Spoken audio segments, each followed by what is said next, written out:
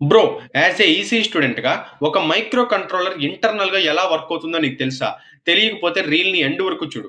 Step 1, మనం ఎప్పుడైతే micro కంట్రోలర్‌కి power ఇస్తామో, అప్పుడు మనం అనుకున్నట్టు ఎగ్జాక్ట్ వోల్టేజ్ అనేది అక్కడ ఉందా? లేదా? అనేది చెక్ చేసుకోవాలి. Step 2, clock. Now the clock starts running. ఇక్కడ క్లాక్ అనేది చాలా important. Every operation in a micro controller depends on clock speed. Step 3, program memory. యూజువల్‌గా దీన్ని ఫ్లాష్ మెమరీ అంటాం.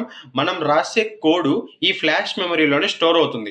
After reset, micro controller starts reading the code from the first instruction. Step 4, CPU execution. Inside A micro controller ఒక CPU అనేది ఉంటుంది. ఈ CPU చేసే 3 పనులు ఏంటంటే fetching the instruction, decoding the instruction, executing the instruction. ఇది again and again జరుగుతూనే ఉంటుంది చాలా ఫాస్ట్‌గా. Step 5, registers and RAM. ఈ రిజిస్టర్ టెంపరరీ డేటాని స్టోర్ చేసుకుంటది. ఎందుకంటే ఫాస్ట్‌గా వర్క్ అయ్యేదానికి. నెక్స్ట్ ర్యామ్ వేరియబుల్స్‌ని, సెన్సార్ వాల్యూస్‌ని స్టోర్ చేసుకుంటది while the program is running. Step 6, input and output pins. For example మనం రాసిన కోడ్ రీడే సెన్సార్ అన్నట్టుగా ఉంటే మైక్రో కంట్రోలర్ ఇన్పుట్ పిన్స్ కి సిగ్నల్ అనేది ఇస్తది. ఒకవేళ మనం రాసిన కోడ్ బ్లింక్ ద ఎల్ఈడి అన్నట్టుగా ఉంటే సిగ్నల్ అనేది అవుట్పుట్ పిన్స్ కి వెళ్తుందన్నమాట.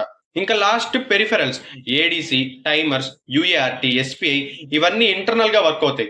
వీటి వల్ల సిపియు మీద లోడ్ తగ్గుతుంది, ఫాస్ట్ గా ఈజీగా వర్క్ అవుతాయి. సో ఇది మైక్రో కంట్రోలర్ యొక్క ఇంటర్నల్ బిహేవియర్. ఇది ఒక మినీ కంప్యూటర్ అన్నమాట, ఒక చిప్ కి.